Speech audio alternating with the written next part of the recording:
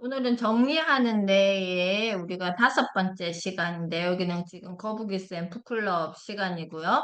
5번째 그 챕트 시간의 정리. 그 전에 우리가 어떤 내용을 이야기를 했냐 하면은 1장 1부, 이 책은 1부, 2부, 3부로 되어 있는데 1부에서는 그 뇌가 이 정리에 대해서 어떻게 작동하고 있는지에 대한 이야기를 하고 있습니다. 일부의 1장은 정보는 넘쳐나고 결정할 것은 너무 많다. 그리고 일부의 2장은 제일 먼저 이해해야 할 것, 그러니까 주의와 기억은 어떻게 작동하는지에 대한 그 뇌의 작동에 대한 이런 이야기가 잘 정리가 되어 있고요. 그리고 지금 2부에서는 이제 사례에 대한 상황별로 이 정리에 대해서 이렇게 잘 이야기를 해주고 있는데요. 2부의 3장은 집안의 정리 편을 우리가 봤고, 그리고 2부의 4장에서는 사회세계, 그러니까 우리가 인간관계, 내가 그 관계 맺고 있는 그 사회세계의 정리편이었고요. 그리고 오늘은 5장 시간의 정리를 지금 볼 거고 보고 있고 그리고 그 다음에 다음 주에는 어려운 결정을 위한 정보의 정리 그리고 7장에서는 비즈니스의 세계의 정리 그래서 여기 2부에서는 총 5가지의 이 정리에 대한 맥락을 가지고 이야기를 해주고 있습니다. 그래서 3부는 이 책에서는 그래서 이 정리된 마음의 미래라고 해서 아이들에게 그러면 무엇을 가르칠 것인가 8장에 되어 있고 그리고 여기서 말하지 않았던 9장에서는 그 외의 모든 것의 정리편을 이야기하고 있습니다. 그래서 오늘은 그 중에서 2부에서 5장 시간의 정리편을 이렇게 한번 정리를 해볼 건데요. 우리가 책을 읽다 보면 그 전체적인 텍스트가 내가 다 이해되기가 어려울 때가 있거든요. 그럴 때는 쭉 읽으면서 쭉 책을 만나면서 내 눈에 들어오는 것을 줄을 그어서 그 부분을 맥락적으로 한 번 더 정리를 해서 왜 이게 이렇게 내가 알고 싶었지? 라고 내 스스로에게 질문하면서 이것을 내가 적용해보는 이런 식을 갖는 것도 책을 읽었다라고 표현할 수 있어요. 그게 오히려 더 책을 잘 읽었다라고 할 수 있는데 여기 이 책에서 246페이지 한번 보실까요? 246페이지에 보면 최초의 시간에 대해서 개념을 만났던 거에 대한 내용이 나와 있습니다. 246페이지 중간 단락에 보면 처음으로 하루를 시간 주기로 쪼갠 것은 수메르인으로 알려져 있는데 그들은 해가 떠 있는 시간을 6등분을 했대요.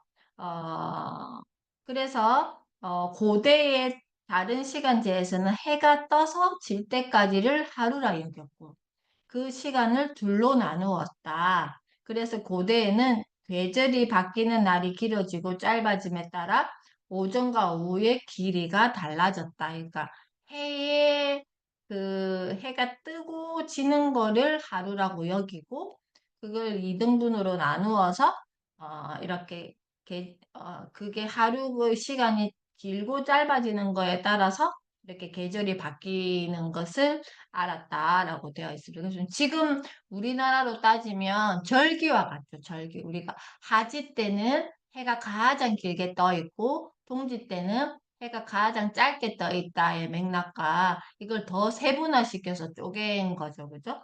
그래서 오늘날 우리가 제일 친숙하게 사용하는 시간을 나누는 방법 3가지에 대해서 이야기하고 있는데요. 그 첫 번째는 연, 월, 일. 일은 천체의 움직임을 기초로 하는 이 연, 월, 일 이렇게 나누는 기준. 그리고 247페이지에 그 윗단락 보면 하루를 24시간으로 나누는 현재의 시간제는 고대 이집트인들에게서 비롯되었는데 이들은 하루를 10부분으로 나눈 다음 낮인지 밤인지 그 애매한 시간인 새벽녘과 해질녘에 한 부분씩을 추가해서 모두 12부분으로 만들었다. 자, 이거는 이제 그 24시간을 12시간제로 썼다. 이런 말이겠죠. 그죠? 그 다음에 쭉 밑으로 내려오면 그 밑에서 8번째 줄에 세 번째, 우리에게 익숙한 정확한 시간의 개념은 철도가 깔린 이유부터 시작됐다. 철도 회사에서 고객의 편의를 위해 출발 시간과 도착 시간을 정확하게 표준화하려고 그랬나 보다 생각할 수 있겠지만 사실은 안전에 대한 염려 때문에 이렇게 시간이 정확하게 개념 정리가 됐다라고 이 책에서는 이야기하고 있습니다.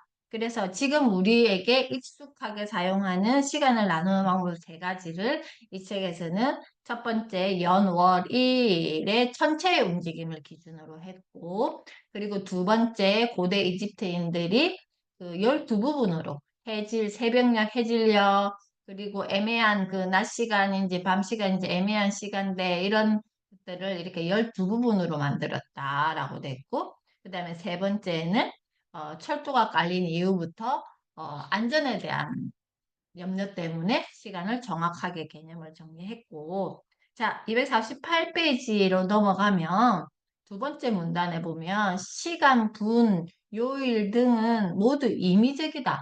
아시겠죠? 앞에서 시간을 구분했던 맥락을 보면 우리가 인간 사회 세계의 질서를 만나면서 뭔가 개념이 필요했던 거죠. 그래서 여기에는 이제 시간을 뭐 시간, 분, 요일 이렇게 나눠서 뭔가 공통된 약속된 시간에 대해서 이야기하는 이 개념이 필요했기 때문에 이런 것들은 그 상황에 맞는 모두 임의적인 거다. 그러면 미래의 시간에 대한 개념은 바뀔까? 모르죠. 그건 어떻게 될지. 그죠?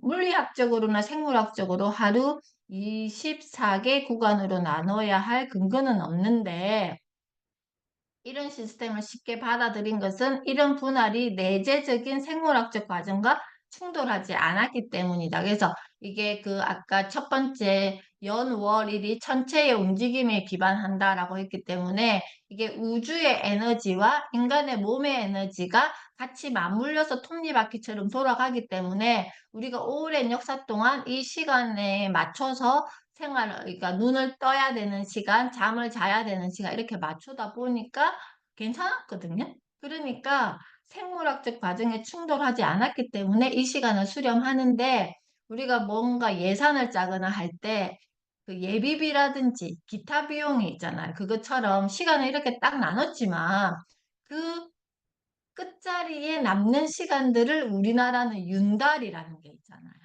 그리고 2월이 29일이 있는 해가 있죠. 그런 것처럼 그렇게 만들어 놓는 거죠. 그렇게 그러면 시간의 생물학적 상수가 존재할까? 이거는 또 무슨 말이야? 생물학적 상수라는 또 새로운 그 개념이 여기 있는데요. 249페이지의 밑에 단락에 보면 시간이나 분 단위와 가장 관련 있는 생물학적 상수는 다음과 같다.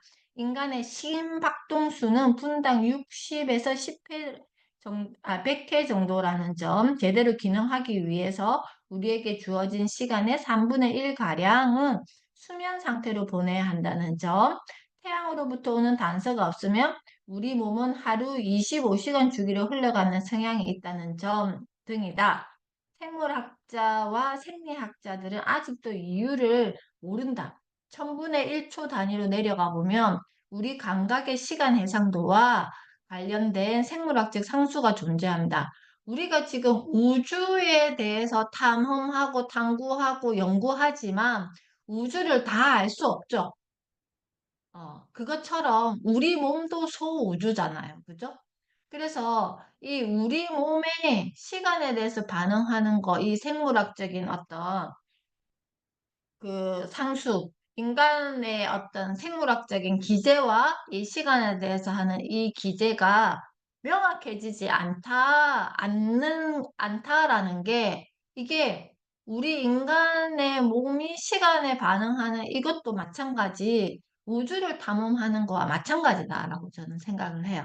그렇기 때문에 이게 명확하지 않다. 그치만 계속 과학이 발달하고 되면서 몰랐던 부분을 알아가고 있는 과정이다, 아직도. 그래서 영원히 이거를 다 모를 수밖에 없지 않나? 왜냐하면은 그 우주는 계속 변이가 일어나고 거기에서 진화가 일어나고 있잖아요. 그렇기 때문에 맥락적으로 이거는 이거야 라고 할 수 없는 게 이번에 그 코로나 바이러스도 마찬가지 RNA 바이러스다 보니까 RNA는 한 줄기 한 가닥으로 이렇게 그 바이러스가 되어 있기 때문에 거기에서 변이는 어디에 어떤 환경을 만나느냐에 따라서 변이가 어떻게 일어날지를 모르기 때문에 그때 그 백신을 만들었을 때도 이거는 일시적일 거다라는 걸 예상했던 게 지금 또 새로운 변이가 일어나서 새로운 코로나라고 하지만 바이러스의 그 형태는 다르거든요, 지금. 그런 상태인 것처럼 시간과 인간의 몸의 생물학적 반응도 그런 맥락으로 이건 계속 진화되고 변화되고 하는 과정에서 정확한 이거를 딱 상수를 이야기하기는 어렵다라고 생각을 합니다. 250페이지 그 밑단락에 보면 우리는 다른 그 어떤 종보다 고도로 발전된 전전투여 피지를 가지고 있다. 이곳은 논리 분석, 문제 해결, 판단력 발휘, 미래 계획, 의사결정 등 우리가 인간의 명백한 특징이라 생각하는 수많은 행동을 관찰하는 영역이다. 근데 아까 그 수면에 대한 이야기를 했잖아요. 이 전전두엽을 활발하게 이게 활동이 일어나려면 나의 수면의 질이 좋아야 되는데 그 다음 한번 읽어볼게요. 전전두엽 피질의 종종 중앙관리자 혹은 뇌의 CEO라고 부르는 이유도 이것 때문이다. 전전두엽 피질은 사실상 거의 모든 뇌 영역과 광범위하게 양방향으로 연결되어 있기 때문에 우리가 수행하는 거의 모든 활동을 계획, 감시, 관리, 조작하는 독특한 위치에 있다. 아, 그렇기 때문에 왜 다이어리를 쓰냐라고 하면 전전두엽의 모든 것들을 일임시키지 않기 위해서 다이어리를 쓰는 거예요. 왜냐면 그 모든 것을 전전두엽에 넣어놓고 있으면 시간에 대한 거라든지 그 시간에 해야 될 거라든지 일주일 동안 내가 해야 될 거라든지 한 달 동안 내가 해야 될 거라든지 뭔가 이런 것들을 이렇게 PDS 그 다이어리에다가 노출시켜 놓지 않고 나의 뇌에다가 이렇게 다 넣어 놓으면 공간 분류시켜서 물건을 재배치시키지 않고 그냥 한 공간에 물건을 때리 넣은 격이 되는 거예요. 그러면 한 공간에 물건을 때려 넣었으면 어떻게 되겠어요? 내가 그 물건을 사용할 때 맥락적으로 아 이거는 여기 있고 저거는 저기 있어가지고 이거는 이렇게 사용하면 되겠네라고 뇌가 중간 관리자 모두가 잘 그 작동이 될까요? 안 되겠죠? 자, 그리고 수면이라는 것도 마찬가지. 내가 하루에 막 정보들과 막 상황들과 많은 감정들을 경험하잖아요.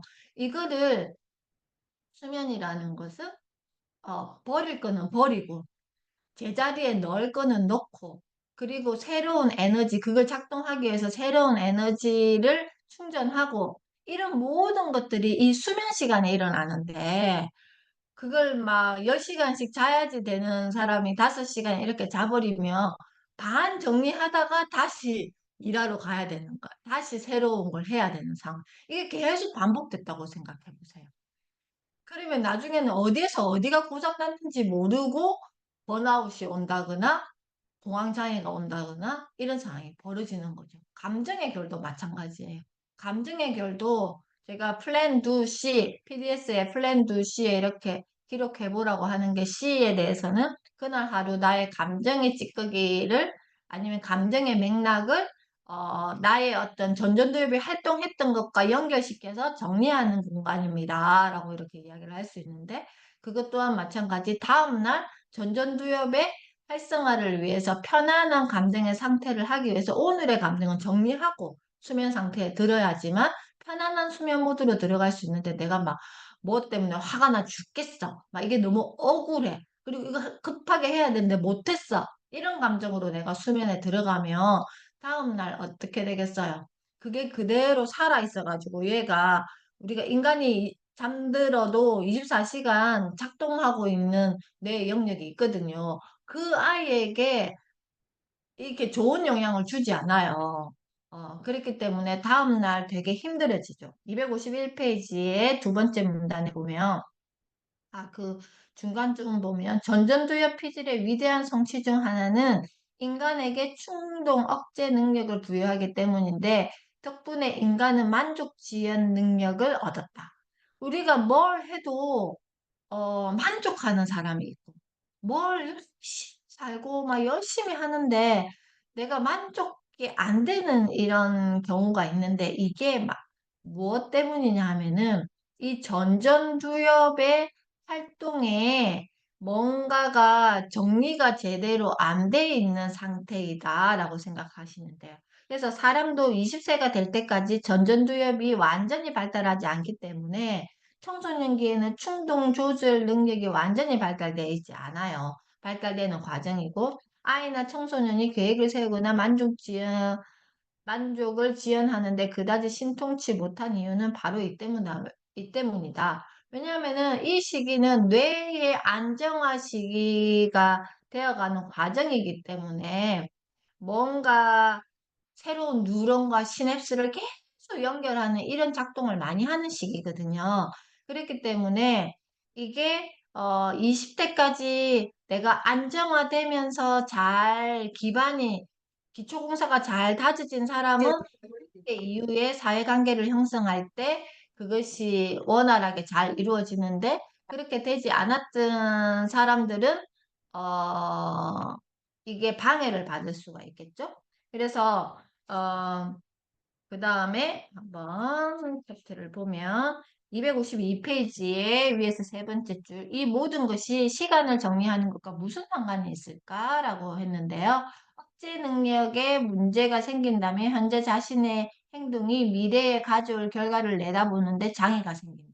그래서 그 다음에 어떤 큰 계획을 세워놓고 뭔가를 할 때 방해를 받는다. 그리고 지금 당장 무언가를 했다가 나중에 후회하거나 지금 진행 중인 프로젝트를 제대로 마무리하기가 어려워지죠. 그래서 그 먼저 제가 항상 드리는 말씀이 내가 어디에서 어디까지 갈 거야. 그리고 거기에서 가면서 무엇을 할 거야. 여기에 너무 연연해 하지 마시고 내가 갈 그 도로를 닦는 데 시간을 좀 많이 쓰세요. 라는 건데 그 도로를 닦는다는 의미가 뭐냐 하면은 기획을 하는 거. 내가 시간에 대한 기획, 내 삶에 대한 기획. 그래서 제가 PDS 다이어리에 맨 처음에 이 2024년 올 한 해 내가 나에게 주는 메시지를 과거형으로 적어보세요. 이게 그 1년에 대한 맥락적인 기획이라고 생각하거든요. 나는 내 1년을 이렇게 이 길로 가고 싶어. 그래서 내가 11월에 이 시간을 만났을 때 나는 이렇게 하였네. 했었다라는 이런 과거형으로 맺은 말로 해보세요라고 했던 게 이런 거예요. 우리가 뭐 내 삶의 전체를 기획할 수도 있지만 그게 잘 연습이 안 되어 있기 때문에 1년에 이렇게 기획을 해보고 그 다음에 2023년을 한번 다시 이 정리는 수면의 상태와 같은 거죠. 정리를 하면서 내가 이렇게 2024년을 보냈고 3년을 보냈고 그리고 플랜도 C에서 내 감정에 대해서 내 오늘 하루의 감정의 결을 정리한다 했는데 그러면 제가 그러면 상장을 2023년에 나에게 주는 상장을 하나 만들어 보자라고 해서 난 2023년에 어떤 상을 받을까? 이거는 뭐냐 하면은 내 1년에 나에게 주는 보상을 줌으로써 나의 1년에 대해서 기여자를 잘 정리하고 마무리하는 개념이에요. 그 바탕에서 2024년 룩 포워드 나는 2024년에 어떤 걸 기획을 할까 이렇게 돼야지만 이게 맥락적으로 정리가 되거든요. 지금 2020 이제 4년 8월인데 그러면 11월이 되면 2024년이 다 이렇게 정리가 되고 2025년을 기획하는 달이 언제냐? 11월이에요. 11월에 그렇게 하고 12월부터는 2025년 모드로 미리 준비를 하는 거죠. 우리가 지금 정현님이 알람 소리를 못 들어도 되는데 알람을 만약에 6시에 북클럽이 있으면 저 같은 경우에는 5시 30분에 알람을 해요. 그러면 양치도 하고 그다음에 좀 마실 것도 좀 준비하고 이런 시간이 필요하거든요. 그렇기 때문에 이 12월부터 내년을 이렇게 시작한다라는 게 그 알람의 기능이다라고 생각하시면 돼요. 그래서 이렇게 지낼 거야 라고 워밍업 하는 시간. 근데 만약에 2025년 1월 1일이 돼가지고 이제부터 나는 계획을 세우고 새해에 특별한 어떤 다짐으로 저 뜨는 해를 보면서 나는 다짐할 거야 하면 이미 늦었어요. 6시 땡 됐는데 이제 일어나가지고 양치하고 뭐 할 거다 이거하고 똑같은 맥락이에요. 아시겠죠? 그래서 이렇게 시간과 이렇게 연결이 된다라는 건데 252페이지의 맨 밑에 쪽은 그것으로도 모자라는 듯 전전두엽 피질의 손상이 더 심해지면 별개의 생각과 개념을 서로 잊고 연관 짓는 능력에도 문제가 생기기 때문에 창의성을 잃어버리는 결과가 뒤따른다. 이런 어떤 맥락적으로 제가 앞에 말씀드린 것들이 결이 잘 정리가 되어 있지 않으면 내가 난 굉장히 창의적인 사람인데? 라고 해도 나중에 했던 그 결과값에 대해서 내가 정리가 잘 안 돼가지고 뭔가 혼란이 오죠. 그래서 이게 지금 현대인들이 겪고 있는 이 현대병이 그런 거 아닐까라는 생각을 합니다. 256페이지 볼게요. 256페이지 위에서 네 번째 줄 대부분의 뇌 에너지는 시냅스 전송에 사용이 되는데 즉 누령과 누른을 서로 잇는데 사용이 된다. 그럼 이것이 결국 생각과 아이디어를 서로 연결하게 된다. 이 모든 것을 의미하는 바는 시간 관리를 잘 하려면 뇌의 효율을 극대화하는 방식으로 우리의 시간을 정리해야 된다는 의미이다. 아까 책을 읽는데 되게 에너지를 많이 써서 배가 고픔을 느낀다라고 했던 것처럼 우리가 지금 AI 시대에 그걸 저장시켜 놓고 하는데 전기 에너지를 엄청 많이 쓰죠. 그게 계속 무한 생성되면서 데이터 센터가 굉장히 커야 되고 그게 들어가는 전기 에너지가 엄청 들어가는 것과 우리가 지금 현대인으로서 살아가면서 내가 받고 싶은 정보와 받고 싶지 않지만 그냥 자연스럽게 받아지는 정보들이 넘쳐나고 있잖아요. 그죠? 휴대폰만 열어도 SNS만 봐도 그런 것들이 넘쳐나니까 이런 것들에 에너지를 계속 쓰고 있다라는 거예요, 우리는. 그래서 시간에 대한 개념 정리를 딱딱딱 해가지고 내가 이렇게 연결시키면서 했을 때는 조금 에너지를 덜 쓸 수 있는데 이런 작업이 전혀 안 되고 하루의 시간을 만나면 내가 뭘 하지도 않았는데 그냥 피곤해. 이렇게 하는 사람들도 있거든요. 그러면 자기도 모르게 그 막 얽혀 있는 그 뉴런과 시냅스의 관계에 내가 들어가 버려 가지고 그 에너지를 쓰고 있다는 거예요. 나하고 아무도 상관없는 사람들을 그 뭐 인스타그램을 계속 보고 있잖아. 그러면 내 눈에 그게 자꾸 정보가 들어오는 거예요. 그래가지고 괜히 나하고 안 연결 안 해도 되는데 나랑 연결하는 거야. 막 저 사람은 저러는데 나는 왜 이럴까부터 시작해가지고 내가 저 사람처럼 되려면 나는 어떻게 해야 될까부터 시작해가지고 막 혼자서 막 연결시키고 있는 거예요. 그런데 또 에너지를 엄청 쓰죠. 그러면 너무 지쳐가지고 진짜 내가 해야 될 거를 놓치고 그냥 잠들어 버리거나 늑다운이 되거나 아니면 에너지가 필요하니까 막 폭식을 한다거나 막 이런 일이 벌어지는. 그래서 이게 다 생물학적으로 몸이 반응하는 작동입니다. 자, 그래서 뒷부분에 쭉 넘어가서 보면 314페이지 볼게요. 갑자기 푹 점핑했죠. 314페이지 두 번째 문단에 보면 성공한 사람들이 시간 관리를 위해 많이 하는 한 가지 일은 바로 자기 시간이 주관적으로 자신에게 얼마나 가치 있는지 계산해 보는 것이다. 그래서 제가 오늘 발표를 할 때 제가 항상 어쩔 때는 시간을 정하기도 하고 요즘에 최근에는 발표를 할 때 시간을 제한을 드리지는 않았는데 오늘은 본인이 발표할 시간의 시량을 정해보세요.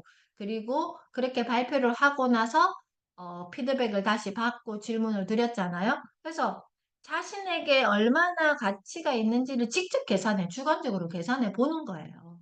그래서 어떤 사람은 1시간이 필요할 수도 있을 것이고, 어떤 사람은 3시간이 필요할 수도 있을 것이고, 어떤 사람은 30분이 필요할 수도 있을 것이고. 왜냐하면은, 그거는 자기의 주관적인 성향에 따라서 나는 이만큼만 해도 다 했다라고 이야기하는 사람이 있을 것이고, 나는 20%만 해도, 잘했네라고 이야기하는 사람이 있을 것이고, 나는 100%를 해도, 120%가 아쉬운 사람, 이렇게 하고 싶은 사람이 있을 거라는 거. 그걸 스스로가 내가 주관적인 시간을 이렇게 세팅해 보면서 아까 제가 짧게 짧게 피드백 해드렸던 것처럼 본인이 스스로 피드백을 하면서 시간의 배치를 재배치하는 것들을 계속 해야 된다라는 거예요. 그래야지만 그 시간에 내가 효율적으로 그리고 나의 뇌의 상태가 안정화된 상태에서 내 시간을 만들고 만날 수 있다라고 생각을 하거든요. 314페이지 밑에서 두 번째 줄. 자신의 시간이 자기에게 얼마나 가치 있는지 계산하고 나면 의사결정이 무척 간단해지죠. 내가, 이거에 대한 거는 이렇기 때문에 이거는 이 시간을 써야 되는 게 맞네. 그리고 나는 이걸 할 때 이만큼의 시간이 필요한 사람이야.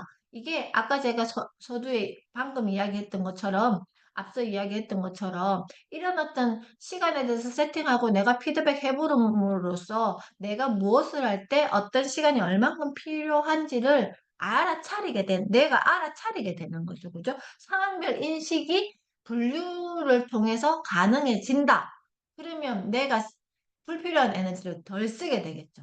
그래서 제가 막 다이어리마다 어떤 다이어리는 수업 스케줄만 적어 놓는 게 있고, 어떤 다이어리는 유치원 스케줄을 적어 놓는 게 있고, 어떤 다이어리에는 유튜브 뭐 스케줄을 이렇게 적어 놓는 것도 있고, 이런 것들이 다 분류해서 해 놓는 것들이 이런 의사결정을 간단하게 하기 위함이다라는 거죠. 그래서 개별 상황을 다시 평가할 필요 없이 자신의 규칙만 따르면 되기 때문이죠. 그래서 어떻게 현주쌤은 그걸 다 하시고 계세요라고 하지만 저는 굉장히 그게 심플한 거거든요. 왜냐면 그 시간에 그걸 하면 되니까.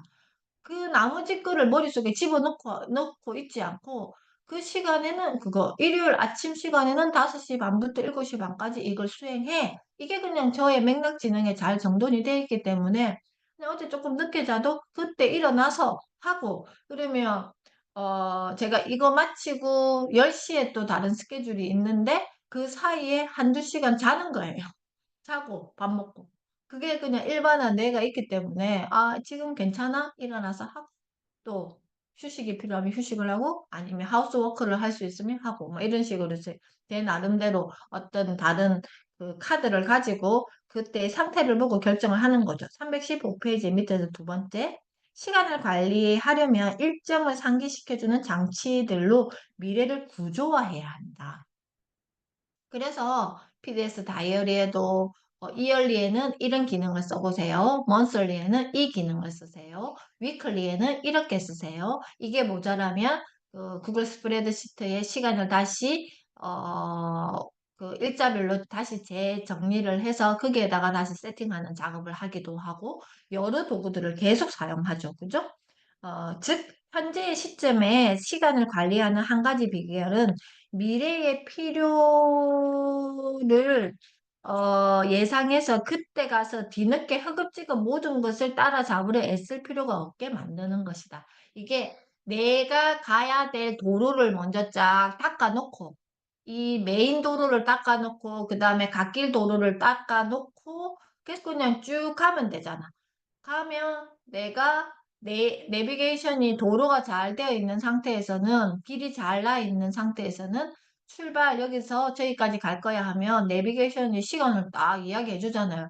근데 길이 없는 오지를 가. 그러면 내비게이션도 버퍼링이 걸릴 거야. 어디에서 어디까지가 이게 시간 세팅이 안 되니까.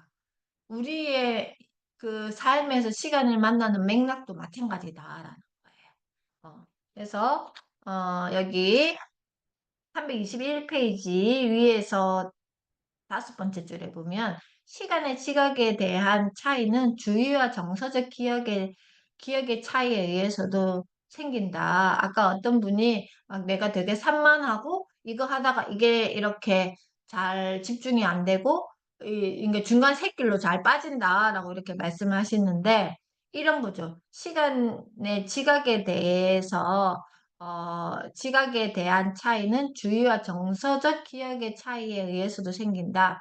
이게 지금 이 편도체의 안정화와 전전두엽에 보내는 이 신호 체계의 이 길이 잘 연결되어 있어야 되는데 여기에 버퍼링이 걸려버리면 내가 빠른 정보를 전전두엽에 보내서 전전두엽이 지시하는 이 기능이 잘 안 되는 거거든요, 그게. 그러면 내가 감정을 잘 다루고 있나 여기서부터 한번 체크를 해봐야 돼. 그러니까 주 장치가 어떻게 내가 작동되고 있나부터 체크를 해봐야 된다.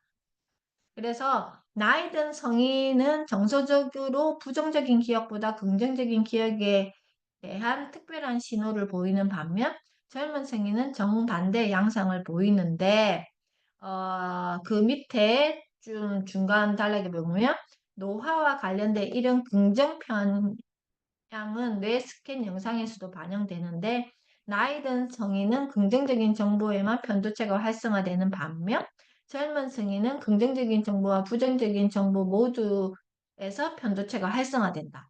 자, 이게 굉장히 중요한 맥락인데요. 그렇기 때문에 제가 항상 말씀드리지만 다른 사람들은 나에게 크게 관심 없어요. 그냥 대화를 해야 되니까 관심 있는 척하고 말을 하는 거지. 그러면 누가 나에게 관심이 있다? 내가 나에게 관심이 있는 거예요.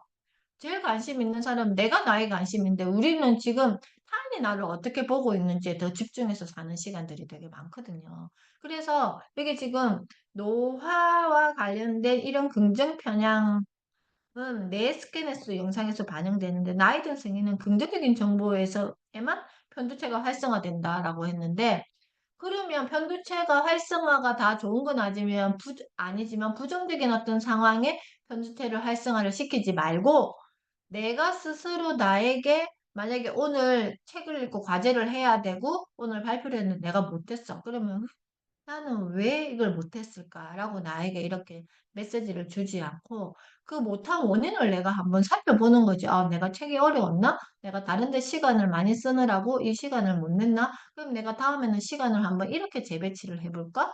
라든지. 그러면, 그래도 내가 책을 제대로 안 읽고 과제는 못했지만, 그래도 일찍 일어나가지고, 여기 지금 북클럽 참여하면서 그 시간을 내가 만회하기 위해서 노력했잖아? 그리고 내가 그걸 잘 적용하면 내가 책을 읽은 것과 같은 맥락이야. 라고, 참 잘했네. 그러면 다음에는 내가 이번 주에 왜 이걸 못했는지를 다시 알아차려 보고, 그러면 다음에는 이렇게 내가 한번 세팅을 해봐야 되겠다. 이렇게도 해보고, 또 똑같이 피드백을 해보고, 이게 한 달이 걸리는 사람이 있을 수도 있을 것이고, 1년이 걸리는 사람이 있을 10년이 걸리는 사람이 있을 수도 있어요. 그거는 다 개인마다 달라요. 이거는 이렇다라고 정답을 낼 수가 없는 거거든요. 그렇지만 마지막에 매점의 결과는 내가 나에게 긍정적인 메시지를 주고 매점을 해야지 그 다음을 할 수 있다라는 거예요. 노화에 영향을 늦추는 한 가지 방법은 정신적 활력을 유지하고 한 번도 해보지 않은 과제를 수행하는 것이다. 이렇게 피드백을 하는 것은 계속 새로운 세팅들을 내가 하는 거잖아요. 이것도 마찬가지 한 번도 해보지 않은 과제를 수행하는 맥락과 같은 의미예요. 내가 뭐 특별한 걸 해가지고 새로운 과제를 수행한다라는 게 아니라 이런 맥락도 같은 맥락이라는 거죠. 달리 혈액이 공급되지 않았던 뇌 부분에도 이렇게 하면 혈액이 공급되겠죠. 이게 치매 예방에도 아주 좋은, 아무리 좋은 비싼 영양제를 사 먹어도 이것보다 더 좋은 거는 없어요. 나에게 긍정적인 메시지를 주고 어떤 상황에 대해서 내가 그때그때 피드백을 해주면서 새로운 세팅의 경험을 하면서 또 그게 잘 안 됐을 때는 나를 이렇게 막 부정적으로 이렇게 메시지를 주기보다는 그래도 너 노력했잖아. 새롭게 해보려고 이렇게 세팅해봤잖아. 그거 잘한 거잖아. 그럼 잘했어. 그럼 다음에는 너가 이렇게 해볼래? 라고 나를 계속 이런 메시지를 주면서 데리고 가면 내 구석구석 안 해본 경험치들을 주니까 혈액이 공급이 될 거잖아요. 처음에는 뻑뻑대겠지. 그렇지만 그게 나중에는 유연하게 작동할 수가 있다. 이것이 혈류가 내 구석구석으로 흐르게 만드는 요령이다. 이게 너무 중요하죠.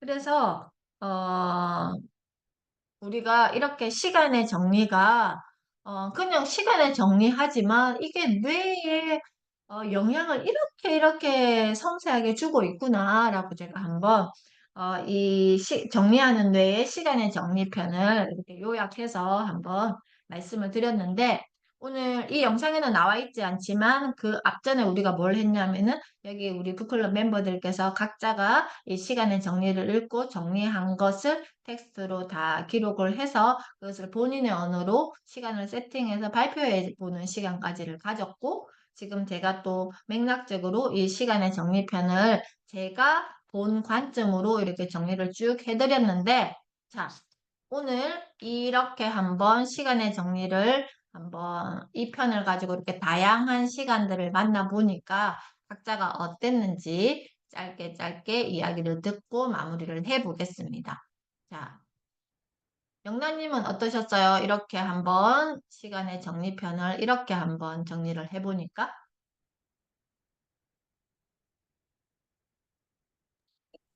어렴풋이 알고는 있던 거를 조금 더 구체적으로 알게 되었고요.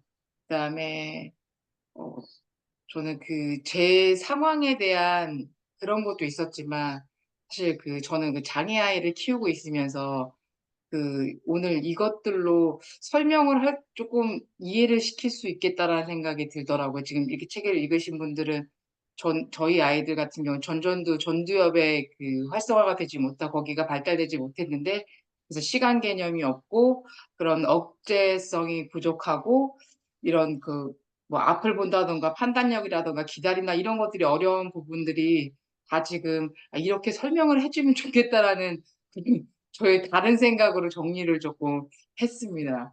네. 네, 감사합니다. 자, 제프님은 어떠셨어요? 이렇게 한번 우리가 쭉 이번에 시간의 정리편을 이야기를 나눠보니까.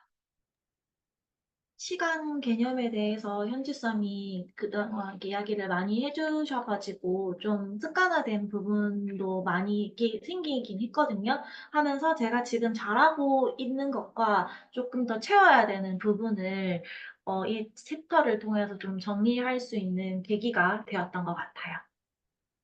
감사합니다.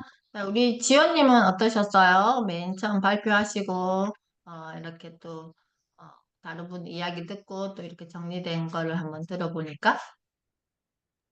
어, 이게 그, 내가 시간에 대한 개념, 이런 것들이 만약에 예전에 없었고, 이런 자신을 되게 막 비관만 하고, 행동을 수정하지 않고, 그렇게 지내온 세월들이었어요. 그런데, 뭐, 나는 원래 이래라고 어떤 이제 내 프레임을 가둬놓고 있었는데, 이러면 내 삶에서 되게 많이 이 정돈됨이 이루어지지 않으면 불편해요. 같이 사는 사람들이 불편하기 때문에 어차피 고쳐야 되는 상황이어서 그렇다면 내가 어떻게 시간을 정리하면 좋을까? 그래서 어 항상 절실하게 저는 그 정리 개념에 대해서 생각을 해왔기 때문에 현주쌤의 도움도 지금 받고 있지만, 그거를 이제 계속 집안에서 시각화할 수 있게 내가, 서재도 이제 목록화해서 지금 정리를 해놨고, 그런 게 조금씩 습관이 되는 것 같고, 이것도 어느 정도 저도 훈련을 해서 의식적으로, 훈련을 해서, 어, 거실도 너무 욕심부리지 않고, 구획화를 해서 좀 구조를 해서 습관화를 하면 그 아이들도 어느 정도 이렇게 정돈된 모습을 보고 아이들도 자기 나름대로 정리를 하지 않을까라는 생각이 들어서 어, 인정하는 거, 내 자신이 지금 이런 상태다. 이라는 걸 인정하는 것부터 시작을 해서 조금씩 조금씩 고쳐 나가야죠. 네, 음, 오늘 네, 많이 생각했습니다. 네. 네. 지금 혹시 이렇게 개인적인 생각을 발표하실 수 없으신 분들은 이렇게 채팅창에 미리 적어주세요. 하이로미님은 어떠셨어요? 오늘 이 시간에 이렇게 시간의 정리를 만나보니까. 어, 이번에 이 시간의 정리라는 챕터를 읽고 이제 다른 분들 생각도 들어보고 하면서 시간의 정리라는 것이 우리 삶에 있어서 아주 중요하다는 걸 다시 한번 인식을 하게 됐고요. 그리고 이 시간의 정리, 그리고 공간의 정리, 그리고 뭐 다이어리를 쓴다든지 이런 그 기획하는 것들, 그런 시간들이 아주 중요하고, 그런 정리를 통해서 더 이제 삶의 질이 향상될 수 있다는 걸 조금 더 확실하게 알게 됐고요. 그리고 이렇게 저도 이렇게 몇 개월에 걸쳐서 집안을 정리하고, 이제 뭐 다이어리도 계속 쓰고 피드백하고 이런 여러 가지 과정을 겪으면서 이게 내 전전두엽을 조금 더 활발하게 이렇게 만들어줬구나. 이런 전전두엽의 기능, 그러니까 계획하고 감시하고 관리하는 이런 기능들을 활발하게 해 주었기 때문에 이게 잘 제 삶에서 이렇게 작동이 원활하게 됐구나. 그리고 그것으로 인해서 제 에너지가 많이 좋아지고 이렇게 순환이 잘 되고 있구나. 그런 거를 다시 한번 인식을 하게 됐고, 그리고 이제 수면의 질도 또 중요하다는 걸 또 다시 한번 알게 돼서 좋았고요. 그리고 이제 제가 이제 기획하는 시간에 조금 더 할애를 하면 더 좋겠다 이런 생각도 했습니다. 그래서 오늘 아주 귀한 시간이었습니다. 감사합니다. 감사합니다. 자, 루티님은 어떠셨어요? 이렇게 시간의 정리편을 이런 식으로 한번 정리를 해보니까. 우리가 어떤 길을 갈 때, 모르는 길 갈 때는 되게 멀리 느껴지고 똑같은 길인데 돌아올 때는 짧게 느껴지잖아요. 그러듯이 이게 내가 방법을 모르고 왜 이런지에 대한 원인이나 이런 거 모를 때는 더 그게 답답하고 짜증이 나고 그러는데 그 이 책을 접하고 나의 뭐 전전두피질이나 뭐 여러 가지 그런 것들을 알게 되면서 뭐 그래서 그렇구나. 이제 이유를 아니까, 그러면 조금이라도 해결책이 있겠네라는 거. 그러면, 이거는 제가 정리 정도는 제일 못하는 부분이라 한 1년을 이상을 잡아야 될 것 같아요. 그렇게 천천히 마음을 먹고 해야 되겠다. 그런 진행 과정을 조금씩이라도 알아차리는 게 중요하다. 그리고 올 초에 범주화 뭐 아니 범주화가 아니라 이렇게 계획할 때 집안 창조라고까지 제가 적었었거든요. 근데 항상 눈을 보면서 적긴 적었는데 저걸 하긴 해야 되는데 하기가 싫고 안 들여다보고 그 부분이 계속 그랬는데 이 책을 만난 거였거든요. 근데 지금 과정에서 혹시 왜 그러는 거 해결책이 조금 나오는 것 같아가지고 정기정돈이 안 되는 거는 결과는 똑같지만 뭔가 원인을 알았으니까 해결해야 내가 나가겠구나. 1년 후에는 내가 조금씩 바뀌어 있겠구나라는 게 인지가 돼서 약간 기분이 조금 좋은 상태라 그럴까? 그런 것 같아요. 네. 그 집안의 창조 이렇게 하면 되게 큰 개념이잖아요. 그게 어떻게 보면 내가 구체적인 길을 안 만들어 두셨기 때문에 그걸 실행하는 게 어려웠을 수도 있는데 방금 말씀처럼 1년을 내가 한번 이렇게 기획해서 해보신다면 그 하루하루에 나에게 긍정적인 피드백을 주시면서 이렇게 하시면 훨씬 좋지 않을까, 잘 실행되지 않을까. 우리 여기 타타타님께서도 시간 정리도 살아가며 과정으로 수정해가며 나를 완성해가는 것 같아요. 라고 이렇게 적어주셨어요. 자, 그러면 정현님 말씀해 주실 수 있으실까요? 네, 안녕하세요. 네. 시간을 관리하는 게, 마음을 정리하고, 수면 시간을 정리하고, 뭐, 이런 시간이라 했는데, 저는 그 효과적인 수면을 위해서, 어제는 좀 약간 정신줄을 놓은 것 같아요. 그래서, 아침에 일어나서 되게 그랬는데, 뭐, 나이 든 사람과 그 젊은 사람의 차이를 생각하며 부정적인 그런 걸 많이 하는데 전 아직 젊나 봐요. 뭐 근데 뭐 이런 책들을 읽으면서 다시 생각했고 수면의 질과 일관성을 유지하고 마음을 잘 정리하기 위해서 이제 마음 수련도 많이 해야 될 것 같아요. 현주 쌤이 평상시에 많이 말씀하셨던 것들이 책에 이렇게 나와 있었고 책을 정리하면서 또 좀 정리가 된 것 같았어요. 네, 여기까지입니다. 감사합니다. 네. 그레스정님 말씀하실 수 있으실까요? 열심히 정리하고 과제 제출하고 잘 자놓고 아침에 잠을 너무 편하게 자버려가지고 저도 되게 이 책을 읽으면서 제 자신에 대해서 좀 더 잘 알게 되는 것 같아요. 나의 어떤 행동, 나의 뇌에서 일어나는 어떤 이런 것들에 대해서 그렇지만 이제 몸 행동으로 옮겨지는 거는 좀 적긴 한데 이해를 하게 되는 거죠. 내가 왜 그런 행동을 했고, 내가 왜 이렇게 되는지. 그래서 정말, 음, 집중해야 될 것 같아요. 근데 그래도 다행인 거는 이렇게 계속 이런 패턴을 유지하고 살면 치매나 이런 거는 걸리지 않겠다는 하게 돼가지고 좀 위로가 됐었고요. 아무튼 이 책을 깊게 읽을 수 있어서 너무 감사한 것 같아요.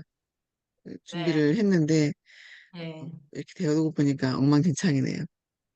다른 네, 녹화 방송으로 볼게요. 다른 분들이 정리한 거 되게 궁금했었거든요. 제가 그러셨구나. 정리하면서. 네. 네, 알겠습니다. 자, 여기 우리 션 유저님도 오늘은 득방을 했지만 참여할 수 있어서 이렇게 도움이 되었다라고 말씀을 전해주셨고요. 자, 이렇게 지금 정리하는 뇌라는 책을 읽으면서 지금 뇌를 정리하고 있는 것 같다는 생각이 들지 않으세요? 이렇게 한 챕터 한 챕터 읽으면서 또 어려운 챕터들도 있고 읽기가 어려운 부분도 있는데 이게 과정이라고 생각해요. 그래서 오늘은 시간의 정리편을 보면서 더 구체적으로 나의 뇌는 어떻게 작동하고 있는지, 이 시간과 어떻게 맥락적으로 지금 관계 맺고 있는지에 대한 이야기를 이렇게 정리했는데요. 자, 그래서 오늘은 정리하는 뇌를 중에서 시간의 정리편을 가지고 정리하는 뇌라는 책이 이런 개념을 담고 있구나라고 생각을 듭니다. 그래서 이 책은 그 디지털 시대에 또 정보와 선택, 과부하로 뒤엉킨 머릿속과 일상을 정리하는 기술을 잘 알려주는 책인 것 같아요. 다음 주에는 또 우리 거북이 샘프클럽에서는 6장 어려운 결정을 위한 정보의 정리, 삶이 위태로운 순간, 우리가 이런 순간들을 많이 만나면서 지금 현대인으로서의 삶을 살고 있는데 이 6장을 보면서 또 한번 정리하는 데 한 패턴을 정리해 보도록 하겠습니다. 오늘 이렇게 거북이쌤 북클럽 함께 해주신 분들 감사드리며 여기에서 현주쌤과 책 만나기는 마무리하겠습니다.